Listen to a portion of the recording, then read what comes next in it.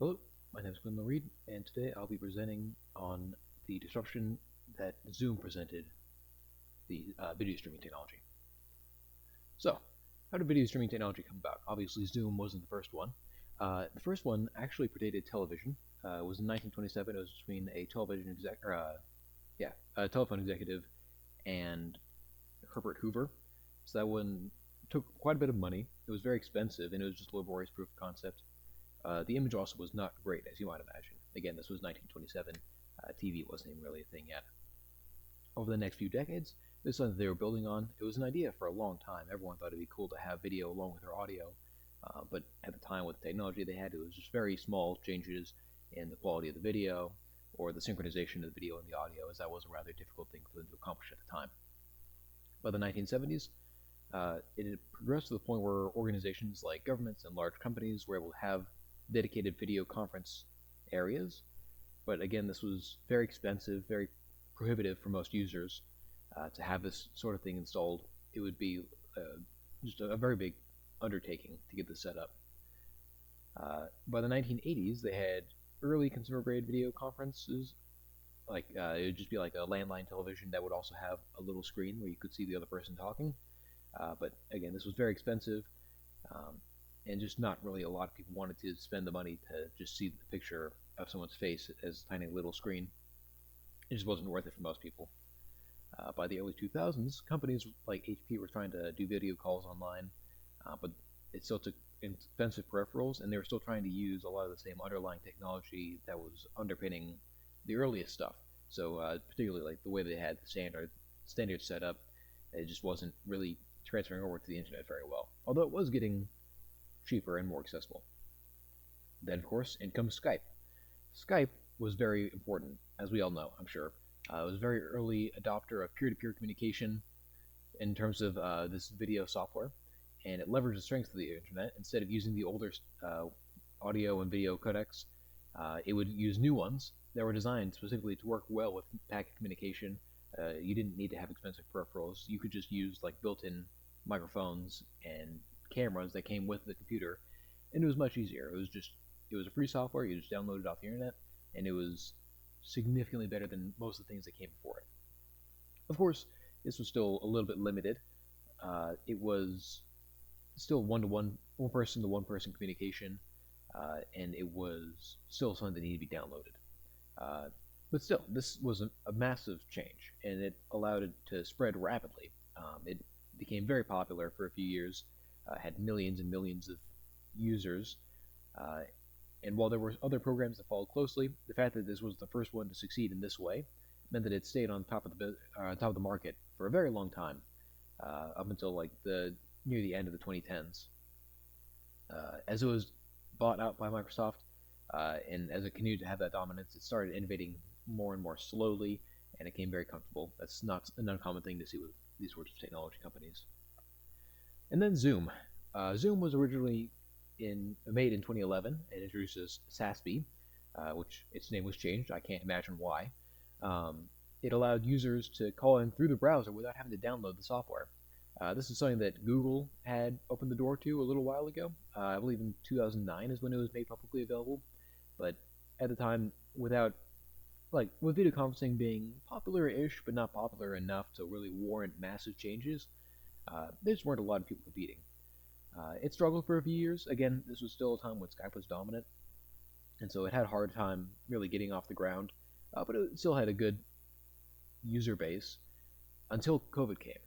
I'm sure at this point, there's a reason why Zoom needs no introduction, and this is that reason.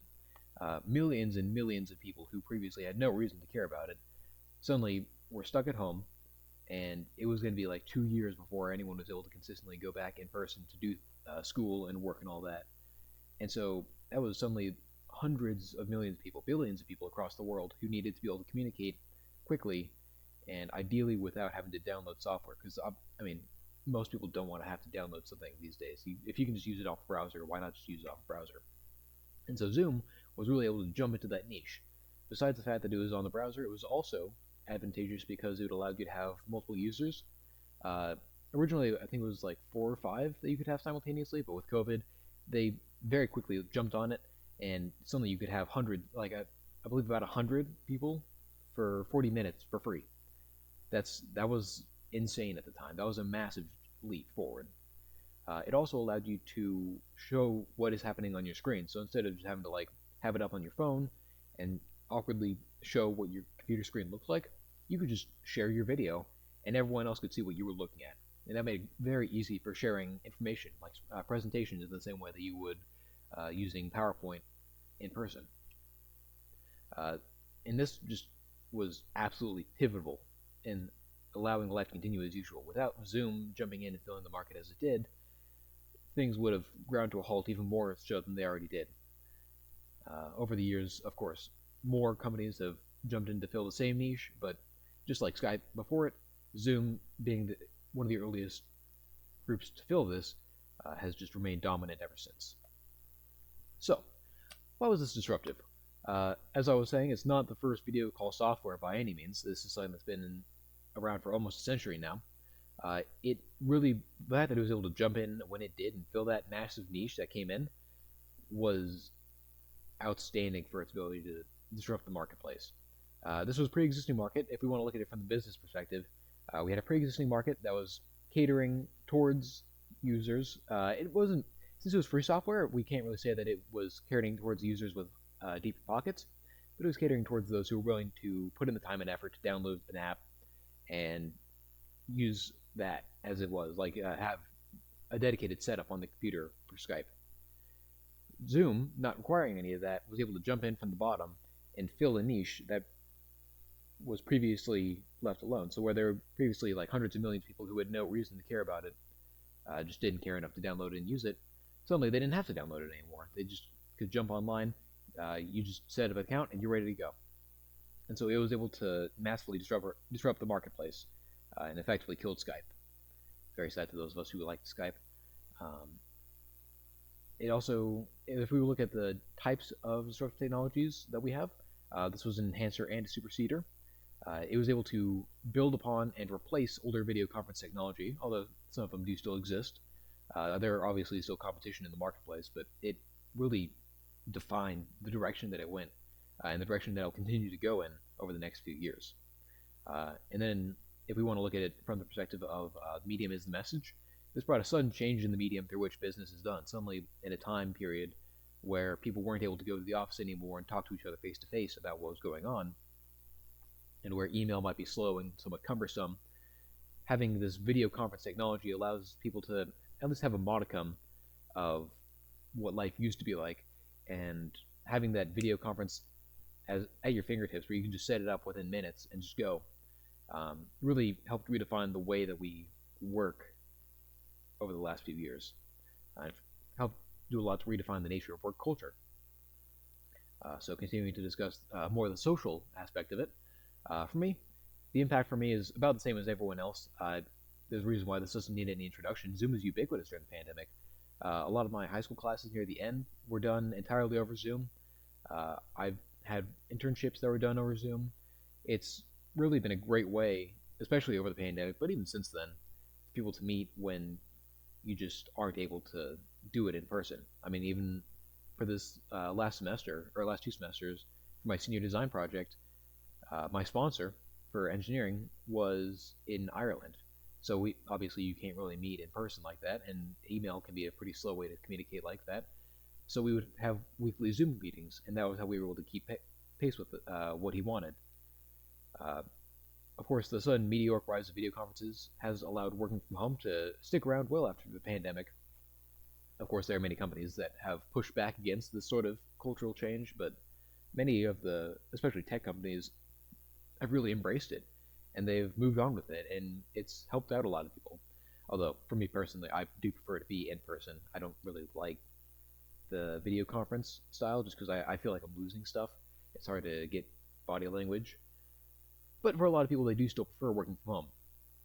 And it's really kickstarted an ongoing cultural conversation about the pros and cons of this video call technology as a replacement for in-person work.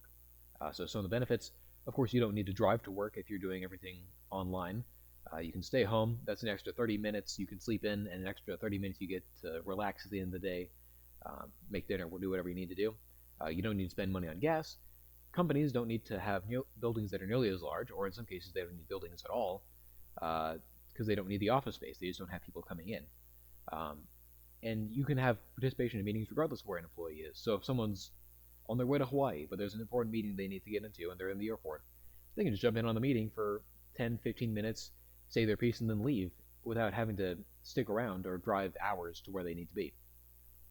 Of course, there are also drawbacks to this. There's potentially a harmful reduction in human contact for employees. Of course, there's a deep-seated psychological need to interact with other people, so if you're working from home every day, these days you don't really need to leave the house, and that can be kind of bad for people. Because hours can become less consistent. That can be a good thing or a bad thing.